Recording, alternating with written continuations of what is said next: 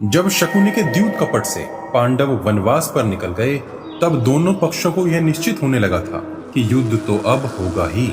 दो परिवारों का युद्ध कैसे एक महायुद्ध में बदला।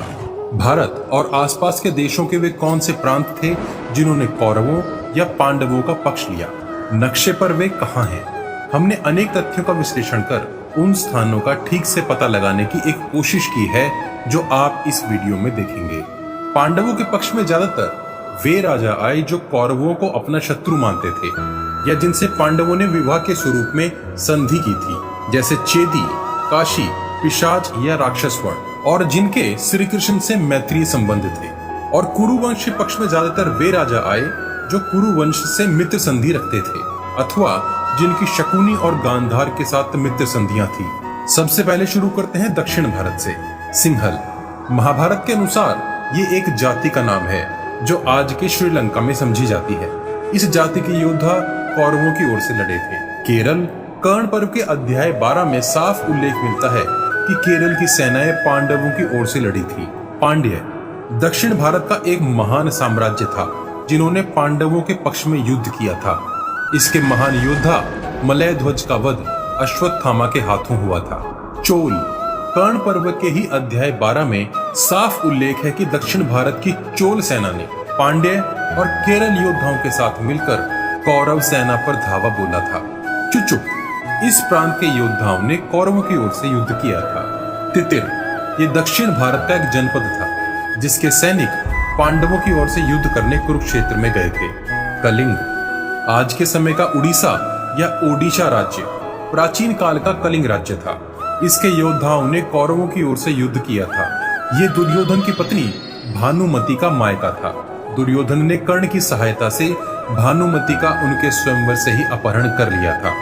मेकल महाभारत कर्ण पर्व के अध्याय 22 में मेकल का उल्लेख मिलता है जिनकी सेना ने कौरव पक्ष की ओर से युद्ध किया था। यह अमरकंटक पहाड़ों से चारों ओर से घिरा एक देश था। उत्कल उसी अध्याय में उत्कल का भी उल्लेख है जो एक समुद्रीय तट क्षेत्र का एक देश था। इसने भी कौरव पक्ष से ही युद्ध में भाग लिया था। कुंडीनपुर श्री कृष्ण की पत्नी रुक्मिणी का मायका था। कुंडीनपुर यहाँ के योद्धा पांडवों की ओर से लड़े थे। अनुपक या अनूप मध्य भारत का एक जनपद था। इसके राजा का नाम नील जान पड़ता है और वे पांडवों की ओर से लड़े थे। महिष्मति मध्य प्रदेश के इंदौर की एक जगह का नाम महेश्वर है जिसे महाभारत काल का महिष्मति समझा जाता है। उस समय यहाँ का राजा भी नील था और उसे अवंती साम्राज्य का भाग समझा जाता था। महिष्मति ने कौरवों की ओर से भाग लिया था। सौराष्ट्र यहाँ के वृषणी यादव भी पांडवों के पक्षधर थे। श्री कृष्ण और सात्यकी यादव वंश के प्रमुख योद्धा थे। श्री कृष्ण ने द्वारिका का निर्माण भी यही करवाया था।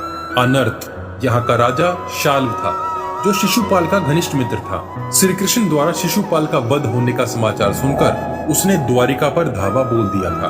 तब श्री कृष्ण के हाथों शाल्व का वध हुआ था। ऐसा वर्णन मिलता है कि वो मायावी था और शिवजी के वरदान स्वरूप उसके पास एक सौभ नामक विमान था। शाल्व वध के बाद अनर्थ श्री कृष्ण के अधीन हो गया और उसकी सेना पांडवों की ओर से लड़ी। अवंती यह महाभारत काल का एक बड़ा देश था। आधुनिक काल में मध्य प्रदेश का मालवा प्रांत अवंती को समझा जाता है। कुरुक्षेत्र युद्ध में इसके योद्धा कौरवों की ओर से लड़े थे। दशार्ण का अर्थ है 10 या अधिक नदियों वाला क्षेत्र। दशार्ण का नाम बाद में धसान हो गया जो बुंदेलखंड के आसपास का हिस्सा जान पड़ता है। यहाँ सुधर्मा का शासन था जिसकी बहन का विवाह द्रुपद के पुत्र शिखंडी के साथ हुआ था। दशार्ण की सेना पांडवों की ओर से लड़ी थी। पौंड्र महाभारत काल का एक विशाल जनपद था। आधुनिक काल में इसकी जगह पश्चिम बंगाल और बांग्लादेश के कुछ हिस्से जान पड़ते हैं। पौंड्र की सेना पांडवों की ओर से लड़ी थी। त्रिपुरा भीष्म पर्व के अध्याय 87 में कुरुक्षेत्र युद्ध के 8वें दिन के युद्ध में त्रिपुरा की सेना का कौरवों की ओर से लड़ने का विवरण उपलब्ध है। प्राग्ञ ज्योतिषपुर आज ये स्थान गुवाहाटी के समीप जान पड़ता है। पहले यहाँ का राजा नरकासुर था जिसका श्री कृष्ण ने नरसंहार किया था। इस दिन को हिंदू सभ्यता में नरक चतुर्दशी के नाम से मनाया जाता है। तत्पश्चात वहाँ का राजा भगदत्त हुआ जिसने कौरवों की ओर से युद्ध में भाग लिया था।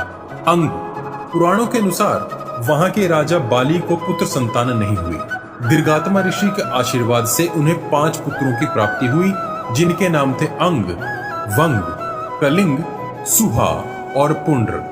शांति पर्व के अनुसार दुर्योधन के कहने पर जरासंध ने कर्ण को अंग देश का चंपापुरी देकर वहां का राजा मान लिया।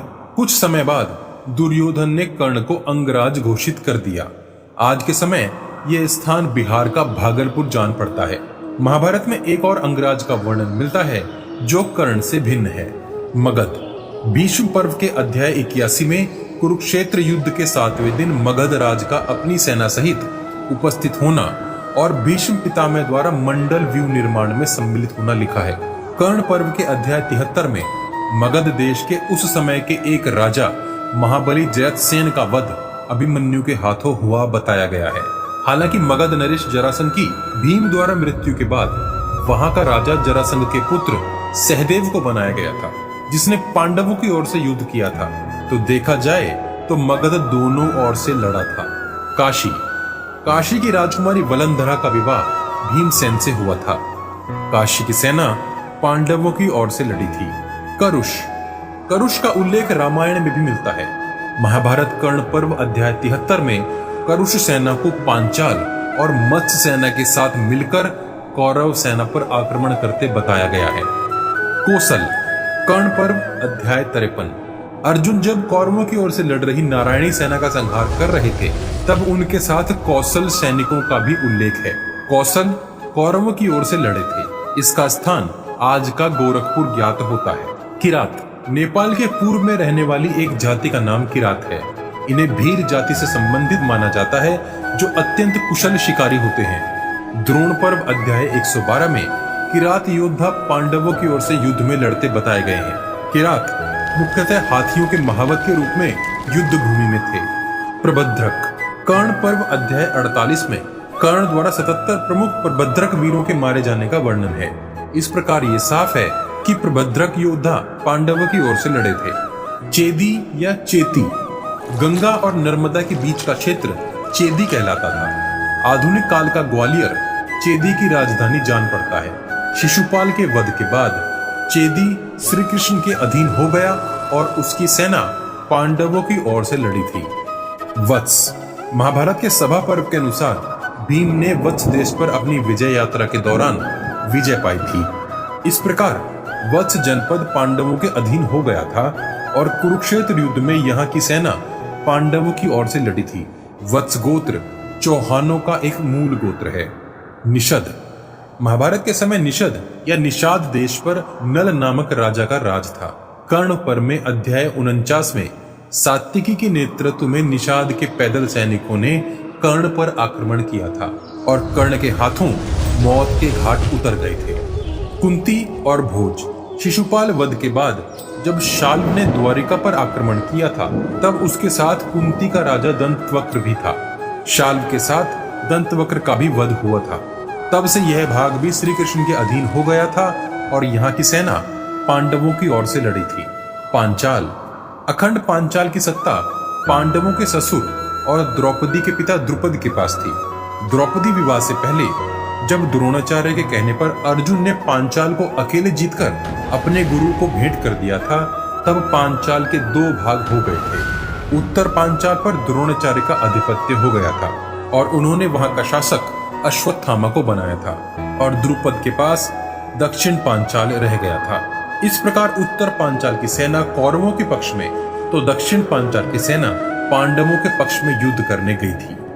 सोमक अर्जुन और कर्ण के युद्ध में उस दिन अर्जुन की सुरक्षा की जिम्मेदारी सोमक सैनिकों पर थी। कर्ण पर्व में अनेकों बार सोमक सैनिकों का उल्लेख मिलता है। इस प्रकार वे पांडवों की ओर से लड़े थे। शूरसेन मथुरा के आसपास का हिस्सा शूरसेन कहलाता था। वहां के राजा कंस की मृत्यु के उपरांत श्री कृष्ण ने कंस के पिता उग्रसेन जी, जिन्हें कंस ने बंदी बना रखा था, वहां का फिर से राजा बना दिया। महाभारत में कहीं स्पष्ट उल्लेख नहीं है कि शूरसेन राज्य की सेना किस ओर से लड़ी थी, किंतु विश्लेषण के आधार पर हम कह सकते हैं कि शूरसेन की सेना पांडवों की ओर से लड़ी थी। अगर किसी के पास कोई स्पष्ट प्रमाण है तो कृपया कमेंट करके हमें बताएं, हम उसे सबके साथ साझा कर देंगे। मत्स्य पांडवों ने मत्स्य देश में ही विराट के यहाँ रहकर अपना अज्ञातवास बिताया था। द्रोण पर्व के अध्याय 22 में मत्स्य देश की सेना का पांडवों की ओर से युद्ध करने का उल्लेख साफ मिलता है। इस वीडियो के दूसरे भाग में हम बाकी बचे उत्तर भारत, पाकिस्तान और तुर्कमेनिस्तान तक के राज्यों तक के बारे में जानेंगे जो किसके पक्ष में युद्ध करने गए थे और कुरुक्षेत्र युद्ध का आखिर कितना विस्तार था। अगले भाग को देखने के लिए सब्सक्राइब जरूर कर लीजिए और बेल आइकन भी दबा दीजिए ताकि वीडियो का नोटिफिकेशन आप तक आसानी से पहुंच सके।